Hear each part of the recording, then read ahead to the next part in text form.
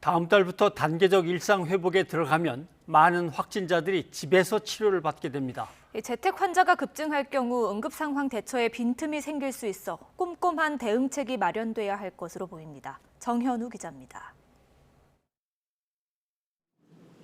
서울 강남구 보건소에 신설된 20명 규모의 코로나19 재택치료 전담팀은 전화를 돌리면서 하루를 시작합니다. 집에 머무는 코로나19 환자들에게 매일 건강 상태는 어떤지, 이상 증상이 있는지 묻고 확인하는 겁니다. 기침이나 가래 같은 증상은요? 그런 건 중간에 나타나건 아예 없으시고. 확진자가 자택에 격리되면 마스크와 체온계 등을 전달하고 해열제 등 필요한 물건이 떨어질 때마다 환자를 찾아갑니다. 집에서 이탈하는지도 수시로 점검합니다. 예, 강남 보건소입니다. 지금 저희들이 자가 치료 진단 키트를 가져왔습니다. 지금 대개 전달해 주려고 지금 왔거든요.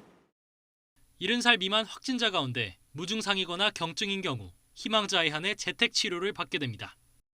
70살 이상이거나 의사소통이 어려운 환자, 당뇨, 정신질환, 투석 등을 알아 입원이 필요한 환자 등은 대상에서 제외됩니다.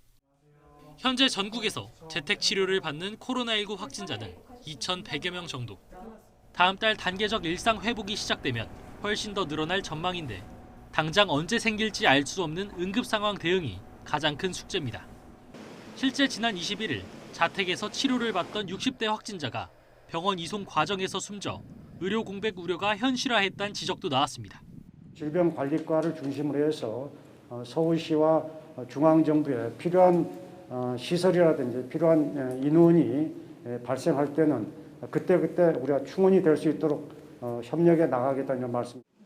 재택 치료자를 선별하는 등 초기 대응을 담당할 일선 보건소의 부담이 훨씬 커지겠지만 전문성이 아직 부족하다는 우려도 나옵니다. 재택치료 대상자를 분류할 때 이미 정확하게 이분은 고위험군이다, 나빠질 확률이 있다는 걸 분류를 할 수 있게 해야 되는데 그렇게 하는 의료진이 전혀 없는 거잖아요.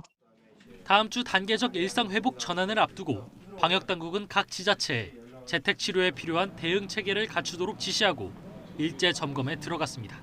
YTN 정현우입니다.